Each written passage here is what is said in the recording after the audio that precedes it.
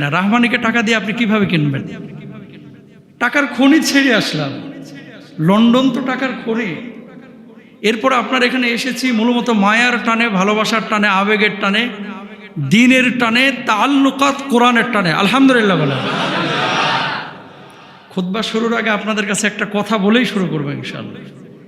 আমি যে এসেছি, আপনারা অখুশি কে যদি অখুশি হন, আল্লাহর কসম করে বলছি, কারণ এটা আমার পেশা না, এটা আমার জব না, এটা আমার কাজ না, এটা হচ্ছে দাওয়ার জায়গা থেকে আমি এসেছি।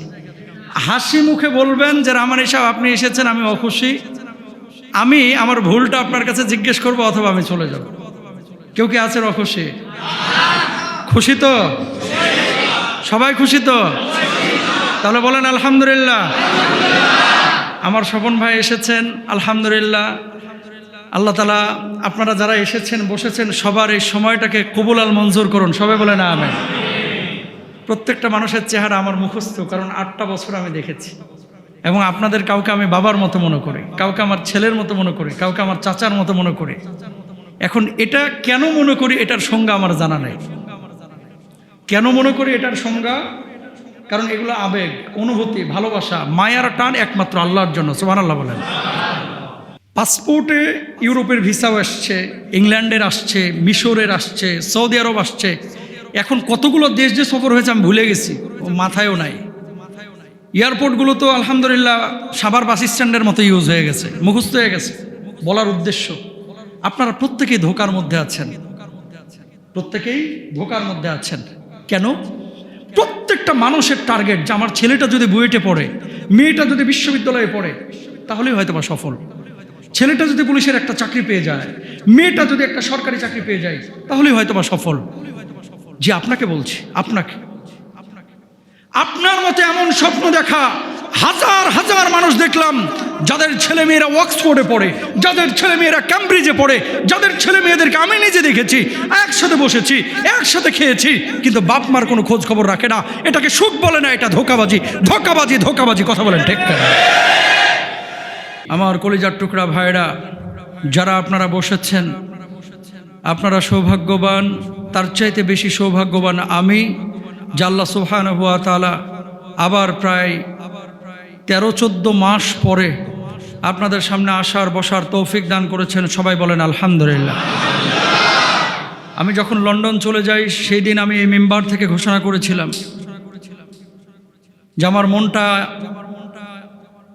দ্বীনের জন্য যেতে ইচ্ছে করেছে, আমি যাচ্ছি।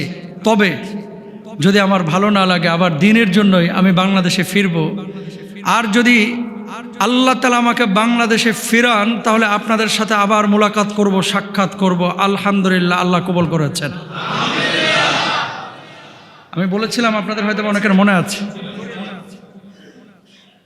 তো আমি আসার আগে যখন নক করলাম যে এলাকার মানুষ আমাকে চাই কিনা, যদি চাই যাব, আর যদি না চাই আমি আসবো না। আপনি কি জানেন যে এই খুতবা যে আমি এখানে দিই, আপনার এই মেম্বারটা, এই যে আমার পেছনের এই চিত্রটা, এই যে পেছনটার দিকে খেয়াল করেন, এই মেম্বারটা শুধু সাভার, আশুলিয়া, বাংলাদেশ না, গোটা পৃথিবীর বুকে পরিচিত করেছে মুস্তাফিজ রহমানী। আলহামদুলিল্লাহ বলেন। আপনার এই মেম্বারটাকে সারা পৃথিবী চিনে এখন। এই মেম্বারটা আপনি বিশ্বাস না হলে জিজ্ঞেস করেন মানুষকে, যে এই মসজিদে আমরা, আমাদের মসজিদ আলহামদুলিল্লাহ, কায়রো এয়ারপোর্টে আমার ট্রানজিট 8-9 জন যুবক এসে ঘিরে ফেললো কায়রোতে আসার পথে। তা আসার পরে যুবকরা বলতেছে, হুজুর আগের মতো খুতবা তো আর পাই না। আমাকে পাইবা কেমনে, আমি তো থাকি না। তো বলছে, হুজুর কোন মসজিদে জুমা পড়ানো, ওখানেই যাবো এবার ইনশাআল্লাহ। ওরা আফ্রিকার কোন দেশ থেকে মিশরে এসে নেমেছে। তো বলতেছে, আপনি জুমাটা পড়ান কোথায়? আমি বললাম, জুমা তো পড়াইতাম বাইতুল মামুর মসজিদে, জামগড়া, আশুলিয়ায়। জানি না এখন আমি মকবুল হব কিনা। হুজুর যদি হন ইনশাল্লাহ আমাদের বলবেন, আমরা থাকি কুমিল্লা, সেখান থেকে আসবো। আপনারা কি জানেন আজকে এখানে অনেক ছেলেরা এসেছে রাজশাহী থেকে, অনেকে এসেছে কুমিল্লা থেকে, অনেকে এসেছে ব্রাহ্মণবাড়িয়া থেকে। টাকার জন্য না, ফুলুসের জন্য না, এটা হচ্ছে শুধুমাত্র দাওয়ার নিয়তে, দাওয়ার নিয়তে, দাওয়ার নিয়তে। আলহামদুলিল্লাহ। আমি যখন খুতবা দিই 7 দিন পড়াশোনা করা লাগে শনিবার থেকে, এবং এই পড়াশোনা করা খুতবাগুলো শুধু আপনাদের না, সারা পৃথিবীর মানুষ, বাংলা ভাষাভাষীদের কাছে যাতে করে পৌঁছায়, সেজন্য আমি সেভাবে এই খুতবার তথ্যগুলো, ওয়াজগুলো, নসিহাতগুলো উপস্থাপন করি, যে কারণে সারা বাংলাদেশের মানুষ চাতক পাখির মতো তাকিয়ে থাকে যে হুজুর এই জুমায় খুতবাটা কি আসছে। এই খুতবার জন্য মূলত এই ছেলেগুলো আসে। হ্যাঁ, ওরা ইউটিউব ফেসবুক থেকে কিছু হয়তো বা পয়সা পায়, মনে করেন না রাহমানি সাহেব এখান থেকে পয়সা নেয়। আল্লাহকে হাজির নাজির জেনে জানাচ্ছি, ওয়াল্লাহি আল্লাহর নামে হলফ করে, এই কাজগুলোর কারণে হাজার হাজার না লক্ষ লক্ষ মানুষ আজকে বেনামাজি থেকে নামাজি হচ্ছে। আল্লাহু আকবার বলেন। লেকচার পাঠায় ছোট্ট করে, হুজুর এই ওয়াজের কারণে আমার জীবন পরিবর্তন হয়ে গেছে। তো এটা তো শুধু আমার কৃতিত্ব না, আপনাদের কৃতিত্ব, আপনাদের মসজিদের কৃতিত্ব। এবার আসেন, এটা জায়েজ নাকি না জায়েজ একটা কথা বলে আমি আমার মূল আলোচনায় চলে যাব। এই যে ক্যামেরাগুলো এসেছে, এরা মূল খুতবার সময় কিন্তু আপনাকে ডিস্টার্ব করে না। আরবি খুতবাটা যখন হয়, এখন যেটা হচ্ছে এটা হচ্ছে নসিহাত, এটা দাওয়া, আপনাদের আমাদের সবারই। এই নসিহাতটা এখানে মনে করেন আপনারা 2000 মানুষ আছেন, আর এগুলোর মাধ্যমে বাংলাদেশে কিন্তু এই 3-4 আলেমের পেছনেই ক্যামেরাম্যানরা যায়, শেখ আহমদুল্লাহ সাহেব, আব্দুল্লাহ ইসাকুল্লাহ সাহেব, সাদিক আজারি সাহেব, মুস্তাফিজ সাহেব। তো এখন আপনার মসজিদে যে এই ক্যামেরা সারা বাংলাদেশ কেন সারা পৃথিবীর ব্যাপী ছড়িয়ে দেওয়ার জন্য তারা যে মেহনতটা করছে, এলাকাবাসী হিসেবে আপনার গর্ব করা উচিত। আলহামদুলিল্লাহ বলেন। কই আর মসজিদে তো যাচ্ছে না। তো এই জায়গাটাকে আপনারা সমালোচনার দৃষ্টিতে না দেখে, আর যদি বলেন জায়েজ নাকি না জায়েজ, এবার সেখানে আসেন। সারা পৃথিবীর বড় বড় ইসলামিক স্কলাররা, এটা নিয়ে আমি দালিলিক আলোচনা করেছি আজ থেকে আরো 6-7 বছর আগে, ওইদিকে যাব না। সৌদি আরব বলেন, কাতার বলেন, দুবাই বলেন, উমরা বলেন, হজ বলেন, যেখানেই যান এখন কিন্তু বড় বড় মসজিদগুলোতে উপরে মনিটরে ইউজ করা হয়, যাতে করে ইমাম খতিবের খুতবা শুনতে পারে। আপনি এই এলাকায় থেকে এটাকে গোটা পৃথিবী মনে করবেন না। আমি আবারও বলি, এই এলাকায় থেকে এটাকে গোটা পৃথিবী মনে করবেন। মানসিকভাবে আপনি যদি ব্রড মাইন্ডেড না হতে পারেন, আল্লাহ তাআলা আপনার থেকে খেদমত নেবেন না। কথা বলেন ঠিক কিনা? এর জন্য চিন্তা চেতনা বড় করতে হবে। কি চিন্তা চেতনা? নিজে এখান থেকে 2টা কথা শুনলে এই কথাটা বাইরে যা পৌঁছায় দেবেন, ইনশাল্লাহ বলেন না? এটা আপনার ইমানি দায়িত্ব। আপনি লন্ডন বলেন, আমেরিকা বলেন, সৌদি আরব বলেন, প্রত্যেকটা মসজিদে এখন এই খুতবাগুলো সরকারিভাবে তারা কি করে, প্রমোট করে মুসলিম কমিউনিটি। কারণ আমার মা বোনেরা কিন্তু এই মসজিদে আসে নাই, এসেছে? মা বোনেরা কি এখানে নামাজ পড়তে এসেছে? তো আপনি যে নসিহতগুলো করলেন, আপনি আমল করলেন, আপনার বউ কোত্থেকে পাবে? আপনার ছেলে মেয়েগুলো কোত্থেকে পাবে? যারা নামাজ পড়ে না, ওই যে দোকানে বসে আছে, এরা কোত্থেকে পাবে? এর জন্য ইসলামিক স্কলাররা বলছেন, যদি ফিতনার আশঙ্কা না থাকে, মসজিদের ভিতরে এই ধরনের নসিহাগুলো স্প্রেড করার জন্য এই নসিহাতগুলো বিশ্বব্যাপী ছড়ানো জায়েজ আছে। যদি এখানে মূর্তি বানাইতো মঙ্গল শোভাযাত্রার মতো, তাহলে একটারও বসতে দিতাম না। কথা বলেন ঠিক কিনা? এই জন্য প্রিয় ভাই এবং বোনেরা, ওয়াতাআওয়ানু আলাল বিররি ওয়াত তাকওয়া, সৎ কাজের ব্যাপারে সহযোগিতা, অসৎ কাজের ব্যাপারে নিষেধ করা, এটা আমাদের নৈতিক এবং মৌলিক দায়িত্ব হওয়া উচিত। ইনশাল্লাহ বলেন। এবার আসেন মূল আলোচনায় চলে যাই। আজকে আমি একটি আয়াত তেলাওয়াত করেছি। আয়াতটি হচ্ছে সূরা কাফের 19 নম্বর আয়াত, যে আয়াতে আল্লাহ সুবহানাহু ওয়া তাআলা বলছেন, ওয়াজাআত সাকরাতুল মাউতি বিল হক যালিকা মা কুনতা মিনহু তাহিদ। সুবহানাল্লাহ বলেন।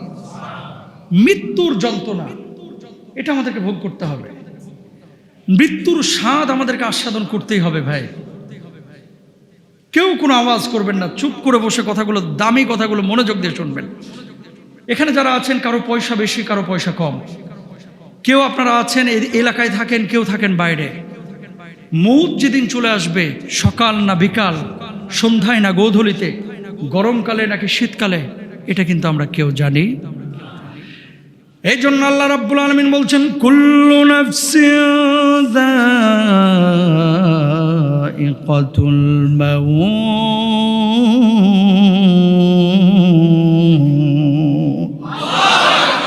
প্রত্যেক প্রাণীকেই মৃত্যুর স্বাদ আস্বাদন করতে হবে। ও কলিজার টুকরা ভাইয়েরা আমার, যারা এখানে বসেছেন, আল্লাহ রাব্বুল আলামিন আপনাদেরকে এখন হায়াত দান করেছেন। আজকে রাত্রিবেলায় যে মানুষটা মারা যাবে, এই মানুষটাও আপনার মতো অনেক দেরিতে ভাবতো, ওই মানুষটাও কিন্তু ভাবতো আমার এখনো হায়াত বাকি আছে, দুনিয়া থেকে আমার এখনো বিদায় নেওয়ার সময় হয় নাই। হয়তো 50 বছর বাঁচবো, হয়তো 60 বছর বাঁচবো, 70 বছর বাঁচবো, কিন্তু হঠাৎ একদিন মালাকুল মাউত এসে দুনিয়ার সব সম্পর্ক ছিন্ন ভিন্ন করে কবরে নিয়ে চলে গেছে। কথা বলেন ঠিক কিনা? ও ভাইরা আমার, এই দুনিয়ার জিন্দগিতে আল্লাহ রব্বুল আলামিন আপনাকে পাঠিয়েছেন, এমনি এমনি পাঠান নাই। আল্লাহ কেন পাঠিয়েছেন দেখেন, আল্লাযী খালাকাল মাউতা ওয়াল হায়াতা লিয়াবলুয়াকুম আইয়ুকুম আহসানু আমালা। কাজে কে উত্তম এটা দেখার জন্য আল্লাহ আপনারা পাঠিয়েছেন। আজকে যে কথাগুলো বলবো কলিজার মধ্যে লিখে নিয়ে যাবেন। দুনিয়া তো আল্লাহ কম দেখাইলো না। যে জায়গাটা আপনি স্বপ্ন দেখছেন, যে জায়গাটা আপনার স্বপ্নের জায়গা, আপনি যে জায়গাটায় পৌঁছাতে চাচ্ছেন, আল্লাহ সুবহানাহু ওয়া তাআলা সেই জায়গাটাই পৌঁছিয়েছেন। এরপর আল্লাহ তাআলা আবার রিটার্ন করিয়েছেন। টাকা পয়সা, প্রভাব প্রতিপত্তি, শান্তি, সুখ সব কিছু আল্লাহ রাব্বুল আলামিন দিয়েছেন। কিন্তু আমি দেখেছি দিন ছাড়া, ইসলাম ছাড়া, আল্লাহ ছাড়া, মসজিদ ছাড়া, নামাজের আজানের শব্দ ছাড়া পৃথিবীর বুকে কোনো সুখই পূর্ণ সুখ হতে পারে না। এই যে ইয়াংস্টার যারা বসে আছেন, যুবক এখানে, ওনাদেরকে যদি বলা হয় যে সুখের সংজ্ঞা কি, তারা বলবে হুজুর সুখের সংজ্ঞা হচ্ছে 2-4 কোটি টাকা থাকলে আর কিচ্ছু লাগে না, সুন্দরী একটা বিয়ে করব, বাচ্চা কাচ্চা 3-4টা নিয়ে নিব, বউ নিয়ে কক্সবাজার ঘুরবো, বউ নিয়ে ওখানে যাব সেখানে যাব। আর যদি বলা হয় সুইজারল্যান্ডের ভিসা ফ্রি, তো দুনিয়াকেই জান্নাত বানায় ফেলবে। কথা বলেন না কেন?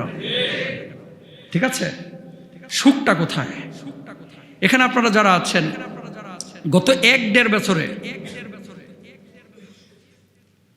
পাসপোর্টে ইউরোপের ভিসাও আসছে, ইংল্যান্ডের আসছে, মিশরের আসছে, সৌদি আরব আসছে। এখন কতগুলো দেশ যে সফর হয়েছে আমি ভুলে গেছি, ও মাথায়ও নাই। এয়ারপোর্টগুলো তো আলহামদুলিল্লাহ সাভার বাস স্ট্যান্ডের মতো ইউজ হয়ে গেছে, মুখস্থ হয়ে গেছে। বলার উদ্দেশ্য, আপনারা প্রত্যেকেই ধোকার মধ্যে আছেন, প্রত্যেকেই ধোকার মধ্যে আছেন। কেন? প্রত্যেকটা মানুষের টার্গেট যে আমার ছেলেটা যদি বুয়েটে পড়ে, মেয়েটা যদি বিশ্ববিদ্যালয়ে পড়ে, তাহলেই হয়তো বা সফল। ছেলেটা যদি পুলিশের একটা চাকরি পেয়ে যায়, মেয়েটা যদি একটা সরকারি চাকরি পেয়ে যায়, তাহলেই হয়তো বা সফল। যে আপনাকে বলছি, আপনার মতো এমন স্বপ্ন দেখা হাজার হাজার মানুষ দেখলাম, যাদের ছেলে মেয়েরা অক্সফোর্ডে পড়ে, যাদের ছেলে মেয়েরা ক্যামব্রিজে পড়ে, যাদের ছেলে মেয়েদেরকে আমি নিজে দেখেছি, একসাথে বসেছি, একসাথে খেয়েছি, কিন্তু বাপ মার কোনো খোঁজ খবর রাখে না।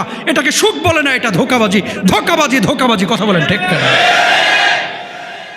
অক্সফোর্ডের উপরে কোনো বিশ্ববিদ্যালয় আছে? বুঝেন নাই মনে হয় কথা। অক্সফোর্ডে কারা পড়ে? পৃথিবীর ক্রিমগুলো পড়ে, পৃথিবীর, নট বাংলাদেশ। গোটা পৃথিবীর সেরা স্টুডেন্টগুলো পড়ে কোথায়?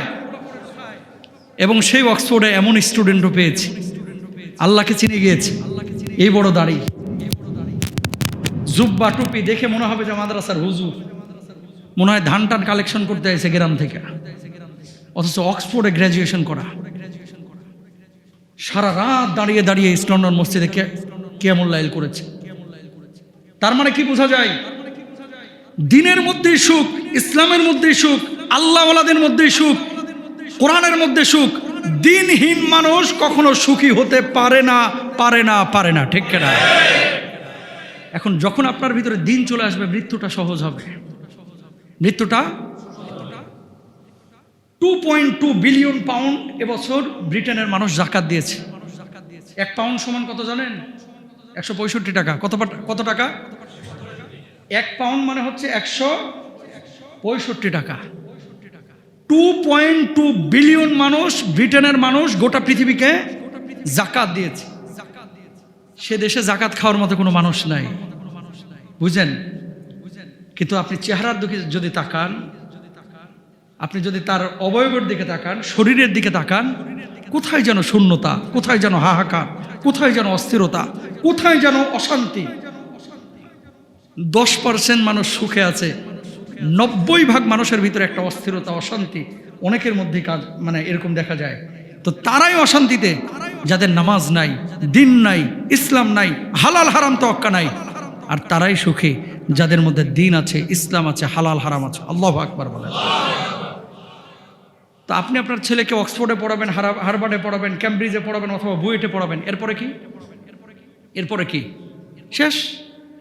এখন এই ছেলে যদি আপনার খবর না রাখে, এই ছেলেটা যদি আপনি মারা যাওয়ার পরে দোয়া না করে, এই ছেলেটা আপনার রূহটা কবজ হচ্ছে সেই সময় যদি একটু কালিমাটা না পড়ে, এই ছেলেটা এসে যদি আপনাকে একটু সহানুভূতি না দেখায়, আমি মনে করি আপনি যত বড় পয়সাওয়ালাই হন না কেন, আপনি ব্যর্থ বাবা, ব্যর্থ বাবা। কথা বলেন ঠিক কিনা? এই হুজুরকে ছোট হুজুর, খাটো হুজুর, মোটা হুজুর, চিকন হুজুর, ফর্সা হুজুর, কালো হুজুর এভাবে বিবেচনা না করে শুধু চিন্তা করেন যে মানুষটা কোত্থেকে এসেছে। এটা একটু মাথায় থিঙ্কিং করেন, এটা একটু থিঙ্কিং করবেন। কেন বলতেছি? প্রত্যেকটা মানুষ যারা এখন সুখী মানুষ হিসাবে আপনারা চিনেন, এই মানুষগুলো অসুখী। 10% মানুষ সুখী। তাহলে যারা উন্নত বিশ্বে আছে তাদের মধ্যে যদি এই অবস্থা হয়, তাহলে আপনি যেখানে আছেন, আল গিনা গিনান নাফস, সুখটা আসলে নিজের কাছে। আল্লাহ আপনাকে যে জিনিস দিয়েছে একবার থিঙ্কিং করেন, চিন্তা করেন, আল্লাহ তুমি যা দিয়েছো আমি আর উপযুক্ত ছিলাম না, আমাকে এর চাইতে তুমি বেশি দিয়েছো, বেশি দিয়েছো। সুবহানাল্লাহ। প্রিয় ভাইরা আমার, এবার আসুন যে কথা বলছিলাম, দুনিয়ার জিন্দগি থেকে আপনাকে আমাকে একদিন চলে যেতে হবে। মৃত্যুর স্বাদ আমাদেরকে আস্বাদন করতেই হবে, আস্বাদন করতেই হবে। সকালবেলায় মৃত্যু আসবে নাকি সন্ধ্যাবেলায়, গোধূলি বেলায় আসবে নাকি কখন আসবে আমরা কেউ জানি না। আল্লাহ রাব্বুল আলামিন বলছেন, ওয়াজাআত সাকারাতুল মাউতি বিল হাক্কি যালিকা মা কুনতা মিনহু তাহিদ। সুবহানাল্লাহ বলেন। মৃত্যুর যন্ত্রণা অবশ্যই আসবে, এটাই সেই জিনিস যেটা থেকে তুমি পালাতে চাইতা। আমার বাপ পালাইতে চেয়েছে, আমার দাদা পালাইতে চেয়েছে, আমার দাদি পালাইতে চেয়েছে, আপনাদের মুরব্বীরাও পালাতে চেয়েছে। প্রত্যেকটা মানুষ মৃত্যু থেকে পালাইতে যায়, কিন্তু আল্লাহ রাব্বুল আলামিন মালাকুল মাউতের মাধ্যমে তাকে জাপটায় ধরে দুনিয়া থেকে বিদায় করে দেন। কথা বলেন ঠিক কিনা?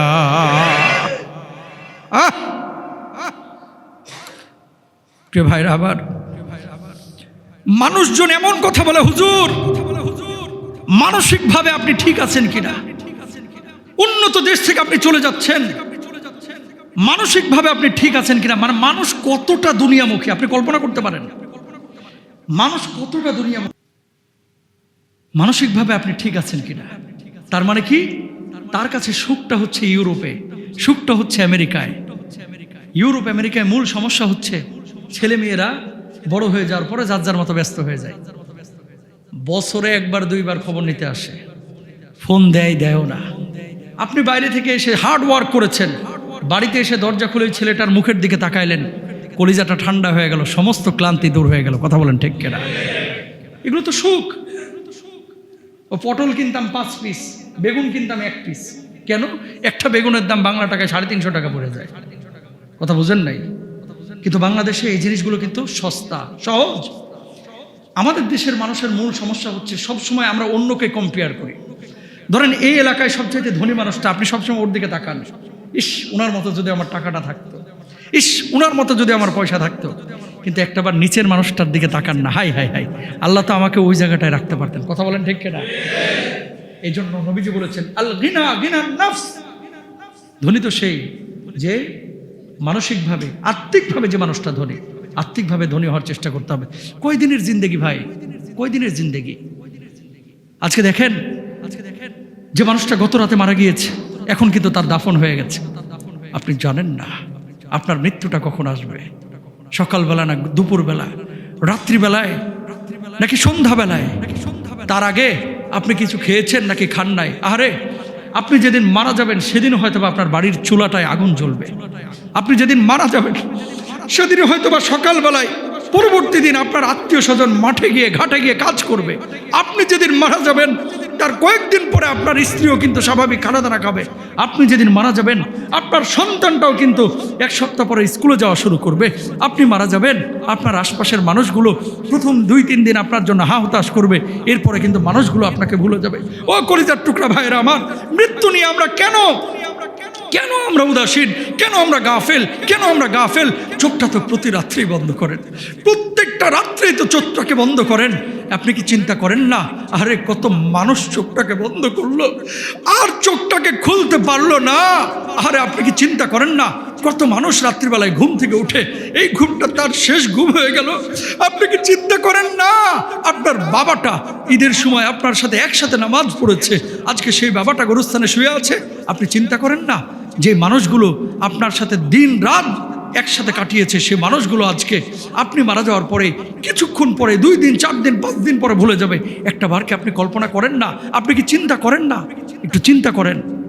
দুনিয়া বড় কঠিন, দুনিয়া বড় কঠিন। গোটা দুনিয়ার সিস্টেমটাই, নিজামটাই হচ্ছে ধোঁকাবাজির নিজাম।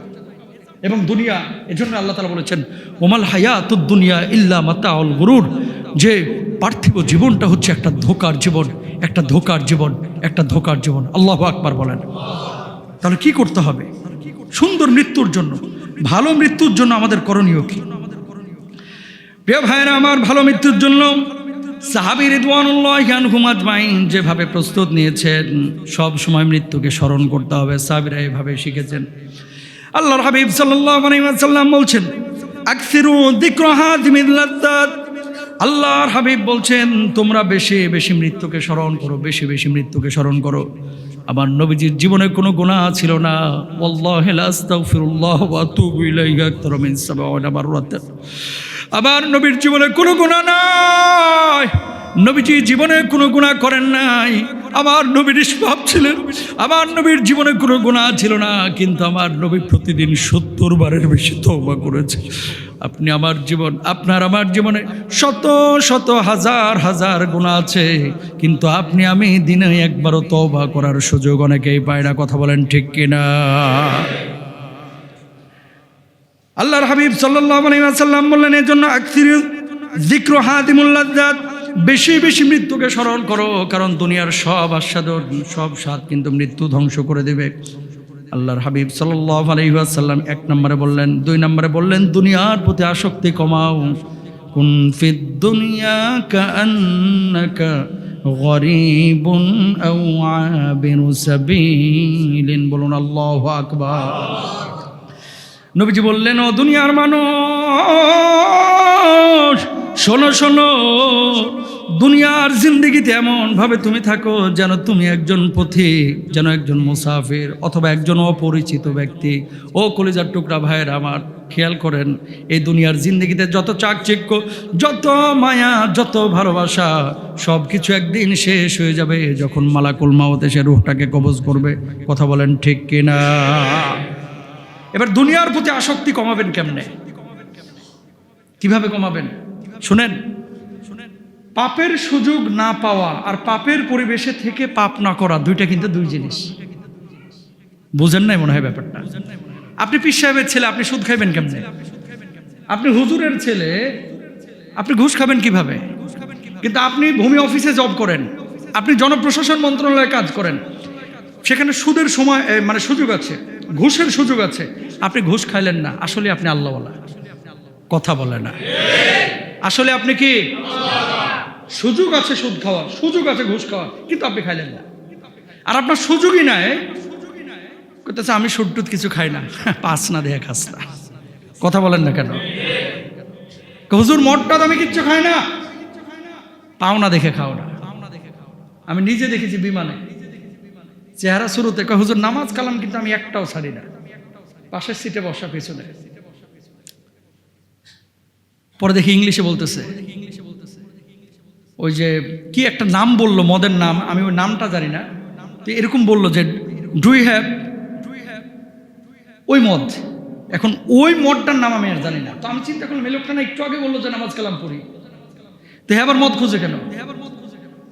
তো কিছু মানুষ ইউরোপ আমেরিকায় আমি পেয়েছি যারা মদটা সব খায়, কিন্তু খালি রেস্টুরেন্টে গিয়ে হালাল গোশ খুঁজে। বুঝেন নাই কথা মনে হয়? মানে মদ খায়, বেনিফিট খায়, সরকারকে মিছা কথা কয়ে টাকা পয়সা নেয়, সব করে, কিন্তু রেস্টুরেন্টে যখন যায়, ডু ইউ হ্যাভ হালাল মিট? আছে তোমার কাছে হালাল গোশত?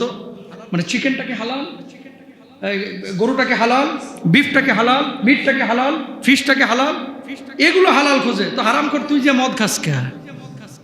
কথা বলেন না? আছে না নাই? এই জামানাতেও কিছু লোক আছে সুদও খায়, ঘুষও খায়, মেয়েদের সাথে মেলামেশাও করে, উল্টাপাল্টা কাজ কাম সবই করে, সব করে, খালি মুরগির দোকানে গিয়ে কয় বিসমিল্লাহ কইছস নি, কথা কয় না। মুরগির দোকানে যে কি বলে বিসমিল্লাহ কইছস নি। তাহলে দেখেন মানুষের আসলে এটা আকলের একটা প্রবলেম। দুনিয়ার আসক্তি মানুষকে এমনভাবে পেয়ে বসেছে। শুধু এখানে না, ইউরোপ ছাড়ার আমার আরেকটা কারণ আছে। কারণটা হচ্ছে হয়তোবা আমি ঠিক থাকবো, আমার পরবর্তী জেনারেশনটা, সেকেন্ড থার্ড জেনারেশন হয়তোবা তারা দিনের উপরে নাও থাকতে পারে। কি জবাব দেবো আল্লাহর কাছে? এখন যারা জেনারেশন ঠিক রাখতে পারে তাদের কথা আমি বলবো না, তারা তো ভালোই আছে। দুনিয়ার আসক্তি শুনেন, আশুলিয়া থেকেও জাহান্নামে যাবেন, জান্নাতে যাবেন। ওই লন্ডন থেকেও জান্নাতে যাবে, জাহান্নামে যাবে। কথা বলেন ঠিক কেন? দুনিয়াটা আল্লাহ তাআলা এই জন্য পরীক্ষার স্থান বানিয়েছেন। কিসের স্থান? এবার আপনি বলতে পারেন হুজুর আল্লাহ রাব্বুল আলামিন আমারে বানাইলেন, আল্লাহ জীবন দিলেন, মৃত্যু দিলেন, আল্লাহ তো আমার জীবন আর মৃত্যুর মালিক। সে আল্লাহ যে আবার মৃত্যুর সময় আল্লাহর নবী বিশ্বনবী রাহমাতুল লিল আলামিনকে কষ্ট দিলেন, এর কারণটা কি ছিল কষ্টটা দেওয়ার? অনেক মানুষ দেখবেন মৃত্যুর সময় বড় কষ্ট পায়, অসুস্থ হয়ে যায়। 7 দিন 8 দিন 15 দিন 20 দিন 1 মাস 2 মাস 7 মাস 5 মাস 1 মাস 1 বছর 2 বছর পর্যন্ত বিছানায় পড়ে থাকে। এদের কি কোনো যাজা নাই? আল্লাহর নবী সে কথা বলেছেন, মানুষ যখন এভাবে মৃত্যুর পূর্বে অসুস্থ হয়ে যাবে আল্লাহ রাব্বুল আলামিন তার জীবনের গুনাহ খাতাগুলো মাফ করে দেবে। অসংখ্য মানুষ আছে, আপনি খবরদার এই কথা বলতে যাবেন না তার অসুস্থতা দেখে যে কোন পাপ যেন করছিল এর লাগে এত কষ্টে মরতেছে। খবরদার এই কথা বলবেন না, ইনশাল্লাহ বলেন না। সবার জীবনে তো গুনাহ আছে ভাই, আপনারও আছে, আমারও আছে, আছে না? আমার স্বপন ভাই আছে, আমার আশাব ভাই আছে, আলম ভাইয়ের আছে, আমার কাউসার ভাইয়ের আছে, আমার সব ভাইয়ের কিন্তু গুনাহ আছে। এখন মৃত্যুর আগে কোন একটা আমল আল্লাহ আমার পছন্দ করে ফেলছে, যে আমলটার কারণে আল্লাহ চিন্তা করছেন যে আমার এই বান্দাকে মৌত দিমু নিষ্পাপ কইরা। তো আখিরাতের জিন্দেগি, কবরের জিন্দেগি, এটা তো বড় আযাবের জিন্দেগি। ওখান থেকে যাতে করে আযাবটা লঘু হয় এই জন্য দুনিয়াতে 7 মাস যদি ফেলায় রাখে, তো ওই 7 মাস 7 বছর জাহান্নামে আগুনের চেয়ে পুরার চাইতে ভালো। কথা বলেন ঠিক কিনা? এই জন্য কোনো মানুষের অসুস্থতার কারণে খবরদার এই কথা বলবেন না, না জানে কি পাপ করছিল, এই পাপের খেসারত আজকে দিতেছে। আমি 2টা লোক পাইছি লন্ডনের, মদিনায় গিয়ে মরছে। একজন মরছে মদিনায়, আর একজন প্রতিমধ্যে, মানে মদিনা আর মক্কার মাঝখানে। আলহামদুলিল্লাহ বলেন। তো এটা তো অবশ্যই ভালো মৃত্যু। ভালো মৃত্যু কিংবা ভালো মৃত্যু না, ভালো মৃত্যু। কেন? আল্লাহ নবী নিজেই উমর রাদিয়াল্লাহু তাআলা আনহু দোয়া শিখিয়েছেন, আল্লাহুম্মা রযুকনি শাহাদাতান ফি সাবিলিক ওয়াজআল মাউতি ফি বালাদি রাসূলিক। আমিন বলেন সবাই। আল্লাহ আপনি আমাদেরকে শাহাদাতের মওত দান করেন, বলেন আমিন। আর জোরে বলেন আমিন। আল্লাহ আপনি আমাদেরকে মদিনা মুনাওয়ারায় আপনার নবীজির রওজার পাশে মওত দান করেন, বলেন আমিন। বাংলাদেশ থেকে অনেক হাজি এই যে যাবে হজ্জে, অনেকে কিন্তু মদিনায় মারা যাবে। ইহরামরত অবস্থায় হাজি মারা গিয়েছে, আমি দেখেছি। এর চাইতে পরম সৌভাগ্যের মৃত্যু কি আর হতে পারে ভাই? তা আল্লাহ তো আপনাকেও ওই মওতটা দিতে পারে। আপনার এলাকার, আমার এলাকারও এবছর অনেকে হয়তো হজ্জে যাচ্ছেন। আল্লাহ সবার হজ কবুল করুন, আমিন বলেন। যারা হজ্জে যান নাই, আল্লাহ যেন বারবার আল্লাহর ঘরে হাজিরা দেওয়ার তৌফিক দান করেন, বলেন আমিন। দুনিয়ার আসক্তি কমান ভাই, দুনিয়ার আসক্তি কমানো লাগবে। দুনিয়া যারা কামিয়েছে, আপনি যেই জায়গাটায় কামাইতে চাচ্ছেন, অলরেডি যারা কামিয়ে ফেলেছে, এই মানুষগুলোকে তো দেখলাম তারাও সুখী না। বুঝেন নাই? আপনি যেই জায়গাটা কামাইতে চাচ্ছেন, যেই জায়গাটায় আপনি যাইতে চাচ্ছেন, যেই জায়গাটায় আপনি পৌঁছাইতে চাচ্ছেন, ওই জায়গাটায় পৌঁছে দেখলাম আসলে বিলিয়ন বিলিয়ন টাকা পয়সা ঘোরাঘুরি করতেছে, ডলার পাউন্ড তাদেরকে আল্লাহ তাআলা দিয়েছে, এরপরও এরা সুখী না। এখন আমি বুঝে গেছি আসলে টাকা দিয়ে সুখ হয় না।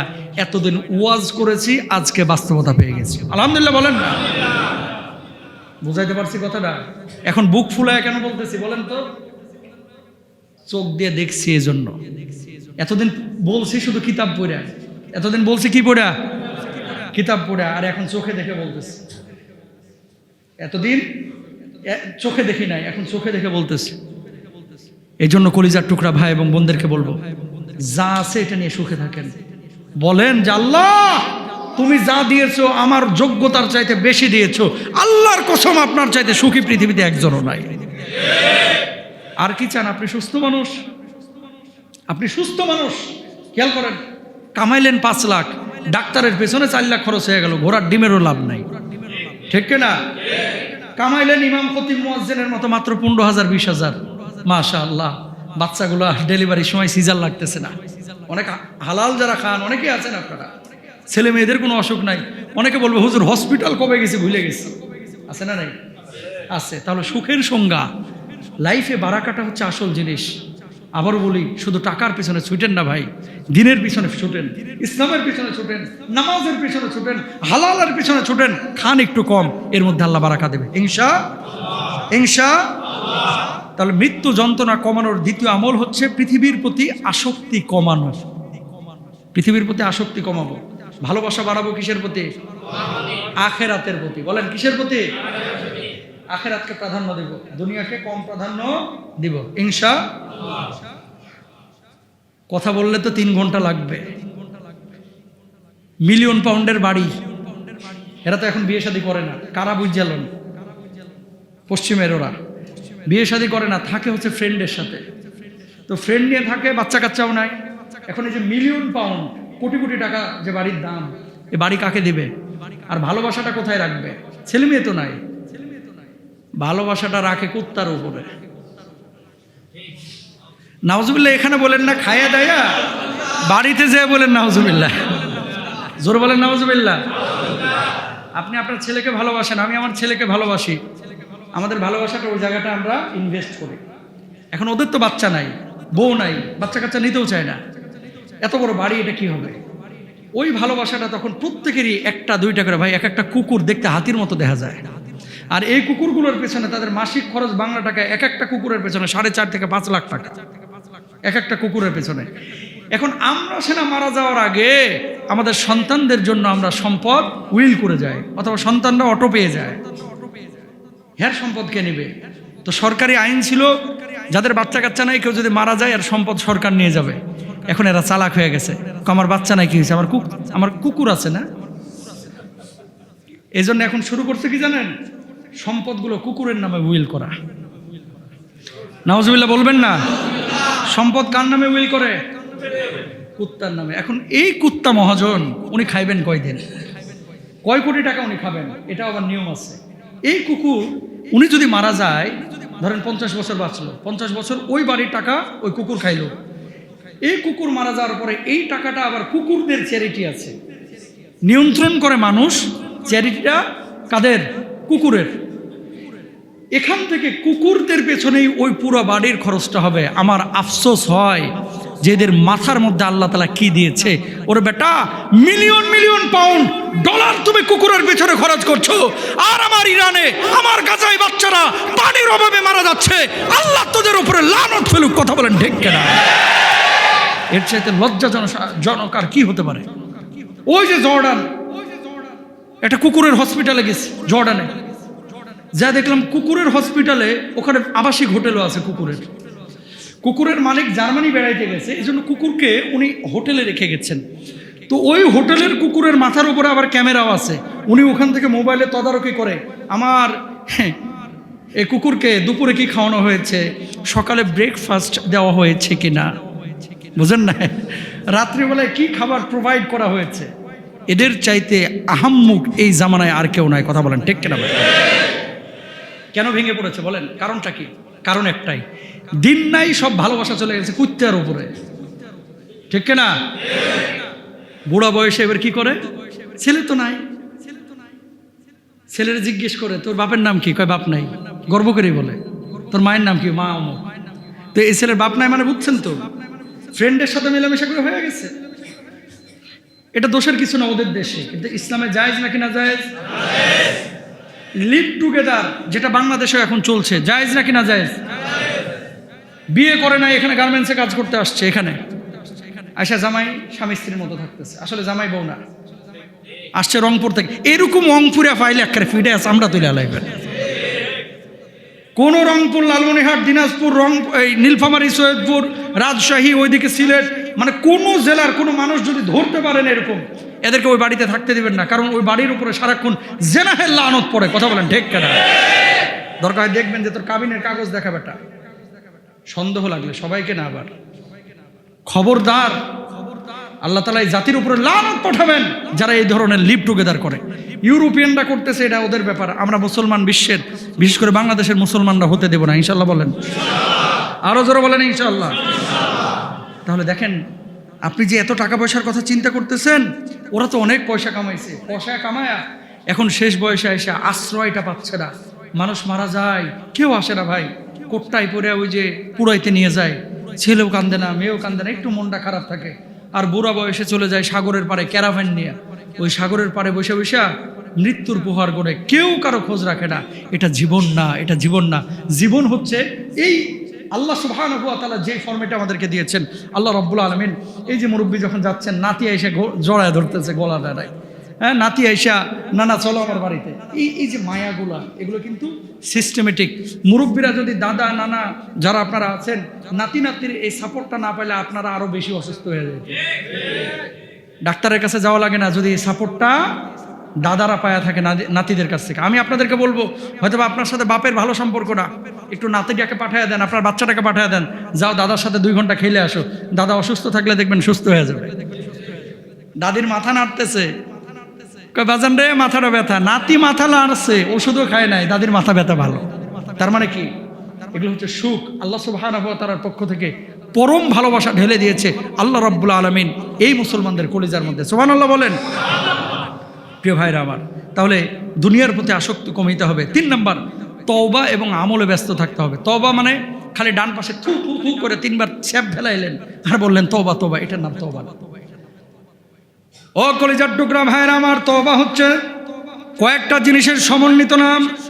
1 নাম্বার হচ্ছে যেই পাপ আপনি করেছেন আর জীবনে সেই পাপ করবেন না, এর জন্য আপনি আল্লাহর কাছে বলবেন, আল্লাহ ও মাবুদ, আমি ভুল করে ফেলেছি, জেনা করে ফেলেছি, মদ খেয়ে ফেলেছি, সুদ খেয়ে ফেলেছি, ও আল্লাহ আর জীবনে সুদ খাবো না, জেনা করবো না, তোমার কাছে ওয়াদা করলাম চোখের পানিটা যখন ছেড়ে দেবো।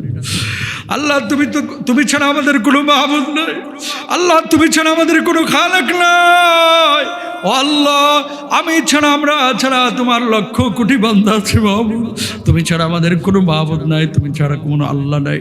আল্লাহ তুমি মাফ না করলে কার কাছে যাব? আল্লাহ তুমি না মাফ করলে কার কাছে বলবো? আল্লাহ তুমি মাফ করে দাও। এভাবে যখন আপনি আত্মসমর্পণ করবেন, চোখের পানিগুলো ছেড়ে দিবেন, আল্লাহ রাব্বুল আলামিন আপনার চোখ বেয়ে গান স্পর্শ করার পূর্বে আল্লাহ রাব্বুল আলামিন আপনার জীবনের গুনাহ খাতাগুলি মাফ করে দিবে। তাহলে গুনাহ করলে ফ্রেন্ডদের সাথে শেয়ার না, গুনাহ করলে বলবো কাকে? এই অনেক যুবকরা আছে, মুরব্বীরা আছে, এই জেনা টেনা করার পরে, মদ টদ খাওয়ার পরে, সুদ টুদ খাওয়ার পরে, পাপ করার পরে কয় দোস্ত আজকে আছে না নাই? খবরদার, পাপ করে যদি কাউরে আপনি বলেন, এটা সাক্ষী হয়ে গেল। কি হয়ে গেল? সাক্ষী। কিয়ামতের ময়দানে আল্লাহ যদি মাফও করে দিতে চায়, ওই সাক্ষী এসে বলবে, আল্লাহ পরে মাফ করলেন, আমি আমার দেহি মাফ করেন না। তখন সাক্ষী হয়ে গেলে আপনি বিপদে পড়বেন। সুতরাং পাপ করে কেউ কাউকে বলবো না, ইনশাআল্লাহ বলেন। 2 নাম্বার, যেই গুনাহটা করেছেন এর জন্য লজ্জিত হবেন।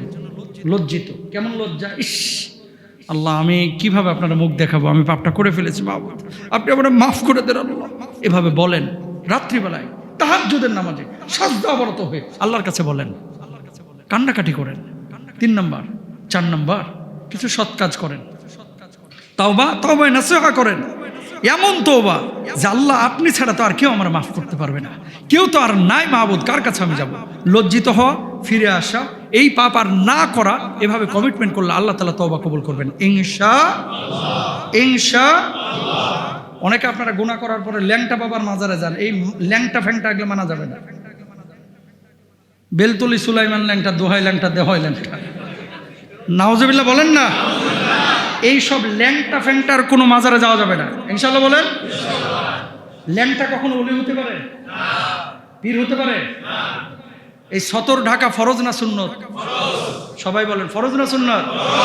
ফরজ। এখন কেউ যদি এই সতরটাকে খুলে ফেলে, হ্যাঁ তো ওলি হইতে পারে না।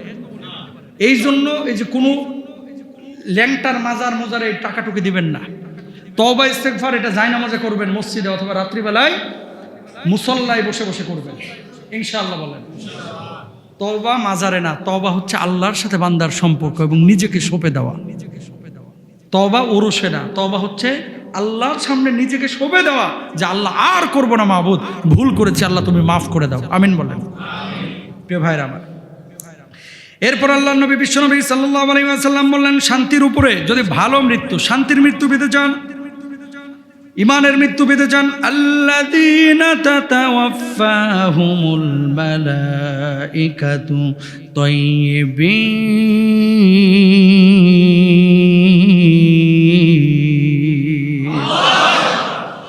যাদের ফেরেশতারা পবিত্র অবস্থায় নেই, তারা বলে তোমাদের উপরে শান্তি বর্ষিত হোক। যখন আপনার রূহটা কবজ হবে, যদি আপনি ঈমান নিয়ে মরতে পারেন, সাদা শুভ্র পোশাক পরা এমন কিছু ফেরেশতারা জান্নাতি নাজ নিয়ামত নিয়ে আপনাদের সামনে হাজির হবে আর বলবে, ও আল্লাহর বান্দা, রব্বুল আলামিন তোমার উপরে খুশি হয়েছে। জান্নাতের নাজ নিয়ামতগুলো তার সামনে তুলে ধরবে, অপলক দৃষ্টিতে সে তাকিয়ে থাকবে। আর এমন মুহূর্তে আল্লাহ রব্বুল আলামিনের ওই ফেরেশতা মালাকুল মাউত তার ভিতরটাকে রূহটাকে বের করবে। যখন রূহটা কবজ হয়ে যাবে, ওই ব্যক্তির চোখটা বন্ধ হয়ে যাবে অথবা চোখটা খোলা থাকবে। মা সন্তানকে দুধ পান করানোর সময় বাচ্চা যেমন ঘুমন্ত অবস্থায় থাকে, মুখ থেকে স্তনটা টান দিলে যেমন বাচ্চা বুঝতে পারে না, আল্লাহ রাব্বুল আলামিন ওই মুমিন বান্দার রূহ কবজের সময় এমন শান্তি বিরাজ করবেন, রূহটা কবজ হয়ে যাবে, ওই বাচ্চার মতো সে বুঝতে পারবে না। জোরে বলেন সুবহানাল্লাহ। বুঝতে পারবে না। এরকম শান্তির মৃত্যু আমার সব চাচা চাচি, আমার মুরব্বী ভাই বাবা যারা এখানে আছেন, সবাইকে আল্লাহ শান্তির মৃত্যু দান করুন। বলো না আমিন। আরো জোরে বলে না আমিন। কালেমা নসিব চান না মৃত্যুর আগে? সবাই চান তো? কালেমা নসিব হোক এটা যদি চান, তাহলে কালেমাওয়ালার কাজ করতে হবে।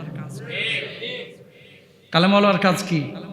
কালেমাওয়ালার কাজ হচ্ছে লা ইলাহা ইল্লাল্লাহ মুহাম্মাদুর রাসূলুল্লাহ, আল্লাহ ছাড়া কোনো মাবুদ নাই, আল্লাহ রাসূল মুহাম্মাদুর রাসূলুল্লাহ সাল্লাল্লাহু আলাইহি ওয়াসাল্লাম। এটাকে স্বীকৃতি দেওয়ার পরে নামাজ ছাড়া যাবে না, ইনশাআল্লাহ বলেন। রোজা ছাড়া যাবে না, হারাম খাওয়া যাবে না, হালাল জীবনযাপন করতে হবে। শোনেন, পৃথিবীতে কোনো মানুষের উপকার করতে না পারলে অন্তত ক্ষতি করেন না, ইনশাআল্লাহ বলবেন না? যাদের জবানে মৃত্যুর সময় কালেমা আসে না, এরা কারা? যারা মুনাফেক, যারা বেঈমান, যারা বদকা, যারা নামাজ পড়ে না, যারা মানুষের গীবত করে, যারা পরনিন্দা করে, যারা সারা জীবন গুনাহে কবিরা করেছে। ও ভাই, ওই মানুষটা অমুকটা কাজ করছে, ওরে নিয়ে আপনি চায়ের দোকানে আড্ডাবাজি করতেছেন, গীবত করতেছেন, ওর আমলের পাল্লাটা আপনি ভালো করতেছেন। এই জন্য সালফি সালেহিনদের একটা নীতি ছিল, কেউ যদি কারণ আমি গীবত করতো, আমার পক্ষ থেকে 1 কেজি মিষ্টি খাওয়াই দিস ওরে। কারণটা কি? ওর আমল কাইটা আমারে তো আল্লাহ দিয়ে দিছে। সুবহানাল্লাহ বলেন না? এবার বলেন নাউজুবিল্লাহ। খবরদার কোনো মানুষের গীবত পরনিন্দা করবেন না, ছোট করবেন না। মানুষকে বড়, সবাইকে আপনার চাইতে বেটার মনে করেন, সবাই আপনার চাইতে ভালো, আপনিই খারাপ। আমি নাদান না খান্দা, আমার চাইতে সবাই ভালো পৃথিবীর, আমিই খারাপ। যখন এই জিনিসটা আপনার মাথায় নিয়ে আসবেন, তখন দেখবেন পৃথিবীতে কোনো মানুষকে আপনার খারাপ মনে হবে না, মনে হবে যে সবাই ভালো, আমিই খারাপ। আর তখনই পৃথিবীতে আপনি একটা জায়গায় পৌঁছাবেন, মানে আল্লাহর বিশেষ রহম আপনার উপর আসবে। সুবহানাল্লাহ বলেন। কথাগুলো কলিজায় লিখে নেন। গরুর হাটে গেছি পরশুদিন দাওয়াতি কাজ করতে, গ্রামে গরুর হাটে। তো মানুষজন তাকায় রয়েছে এমনি, হুজুর আপনি না লন্ডনে, আপনি গরুর হাটে কে আয়? কে আয়? মানুষ কি গরুর হাটে আসতে পারে না? তো যাই হোক 10 মিনিট কথা বললাম, নিজের পকেটের পয়সা খরচ করে প্রথমে নাস্তা করাইলাম, মানুষগুলোকে বসাইলাম। বিশ্বাস করেন, কার গেঞ্জি ছিঁড়া, কার পা ফাটা, কার লুঙ্গিতে ছেঁড়া ফাটা ময়লা, ঘরমাক্ত শরীর। 10টা মিনিট কথা বললাম। যখন সাহাবীদের ত্যাগ কোরবানি নিয়ে কথা বলছিলাম, কিছু মানুষের চোখ দিয়ে টলমল করে পানি পড়ছিল। সুবহানাল্লাহ বলেন। এই যে কাজগুলো, এখন আপনি যদি ওই মানুষটাকে ঘৃণা করেন যে আমি রহমানী সাহেব, আমি বেটা কত বড় জায়গায় আছি, আমি এমপি, আমি মন্ত্রী, এরকম যদি একটা ভাব নেন, আপনি কিন্তু সাধারণ মানুষের কাছে পৌঁছাইতে পারবেন না। সাধারণ মানুষ এই ঘামওয়ালা শরীরের কাছে পৌঁছাইতে ওইরকম একটা মাথা লাগবে, হৃদয় লাগবে। কথা বলেন ঠিক কিনা? আবার একটু যারা বিপরীত মেরুর, এরা আবার সাইড থেকে কয় ঢাকায় কি চাকরি বাকরি নাই নাকি, গ্রামে পড়ে রয়েছে। আপনার এলাকা তো এরকম 2-1 জন পাবেন। কেউ হুজুর কি অন্য জায়গায় খতিবি টতিবি পায় না নাকি? এখানে আবার চলে এলো দেখি। আল্লাহর কসম করে বলতেছি, জীবনের একটা পর্যায়ে যখন পৌঁছে যাবেন, দুনিয়ার সব নাজ নিয়ামত যখন আপনার সামনে চলে আসবে, যখন আপনি আল্লাহকে চিনে যাবেন, গোটা দুনিয়াকে লাত্তি মেরে আসবেন, আল্লাহ রাব্বুল আলামিন আপনার ইজ্জত বাড়িয়ে দেবে, আপনি পেছন থেকে টেনে কিছুই করতে পারবেন না। কথা বলেন, কি করবেন আপনি? টেনে নামানো যায় না। আল্লাহ যারা উঠানোর তারা উঠাবে, মোটেও এটা মনে করার কোনো কারণ নাই। আমার ভিতরে কি জ্বালা, স্বপন ভাইয়ের ভিতরে কি জ্বালা, আলম ভাইয়ের ভিতরে কি জ্বালা, কে কি নিয়তে বেঁচে আছে, কাজ করতেছে, এটা জানে কে? জোরে বলেন কে? যে কথা বলতেছিলাম, পারলে ভালো কাজ করেন, না পারলে চুপ থাকেন। কেউ ভালো কাজ করলে সমর্থন দেন, যদি না পারেন নিজে বিরোধিতা অন্তত করেন না, গীবত পরনিন্দা করেন না। মৃত্যুর সময় কালেমা নসিব হবে না। কথা বলেন ঠিক কিনা? এগুলো থিঙ্কিং এর বিষয়, চিন্তার বিষয়, গবেষণার বিষয়। ওয়াজ অনেক কিছুই করা যায়। এই যে কাউন্সিলিং গুলো, এগুলো আপনার জীবনের পাথেও ভাই, এগুলো আপনার জীবনের পাথেও। আল্লাহ তাআলা আমাদেরকে বুঝদান করুক, আমিন বলেন। মান কানা আখিরু কালামিহি লা ইলাহা ইল্লাল্লাহ দাখালাল জান্নাহ। আমার নবী বলছে, কেউ মৃত্যুর আগে যদি একবার খালি লা ইলাহা ইল্লাল্লাহ বলছে, আমার আল্লাহ রাব্বুল আলামিন সাথে সাথে জান্নাতের সার্টিফিকেট দিয়ে দিয়েছে।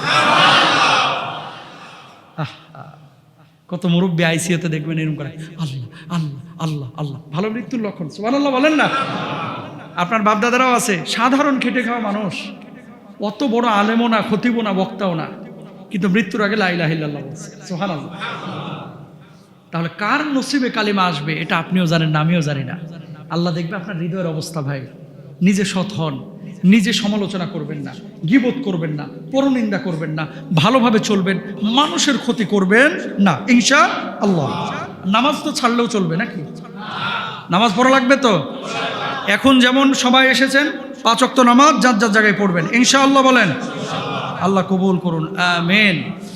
আর ছোট্ট করে 1-2টা বিষয় বলে শেষ করে দেবো ইনশাআল্লাহ তাআলা।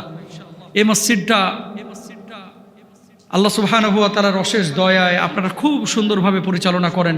প্রত্যেকটা মানুষেরই এই মসজিদের প্রতি অবদান আছে। সম্ভবত ওই যে কলাম আজকে শেষ হয়েছে আপনাদের, আলহামদুলিল্লাহ। এই কলামের যারা আপনারা অর্থ দিয়ে সহযোগিতা করেছেন, করছেন, 2টা হাদিস আপনারা শুনেন। আল মাসাজিদু শাহিদুন, নবীজি বলছেন কিয়ামতের ময়দানে প্রত্যেকটা মসজিদ, দুনিয়া তো বড় বড় বিল্ডিংগুলো তুলার মতো উঠতে থাকবে, সিংহায় ফুৎকারের পরে সব কিছু ধ্বংস হয়ে যাবে। আল্লাহ রাব্বুল আলামিন পৃথিবীর এই মসজিদগুলোকে যেমন ছিল ঠিক ওইভাবেই ইনটেক আকাশে তুলে নেবেন। সুবহানাল্লাহ। মসজিদের ইটগুলো সাক্ষী দেবে। সুবহানাল্লাহ বলেন না? এই টাইলস, কারো না কারো তো টাকা আছে, টাইলসে আছে না নাই? এসিটায় কারো না কারো টাকা আছে তো, ফ্যানে আছে না নাই? এই প্রত্যেকটা টাইলস, বালিকণা, ধুলিকণা, সিমেন্টের কণা সেদিন সাক্ষী দিয়ে বলবে যে আল্লাহ, এই মানুষটা তোমার ঘর নির্মাণে সহযোগিতা করেছিল, আল্লাহ তাকে ছাড়া আমি জান্নাতে যাব না। সুবহানাল্লাহ বলেন। তো সেই জান্নাতে আমরা যাইতে চাই না? কবর আলোকিত না অন্ধকার বলেন? নবীজি বলছেন, মান আযা মসজিদান আযা আল্লাহু লাহু নূরান ফিল কবর। যে ব্যক্তি মসজিদকে আলোকিত করলো, মসজিদকে সংস্কার করলো, মসজিদকে দেখভাল করলো, আল্লাহ রাব্বুল আলামিন তার কবরকে আলোকিত করে দেবেন।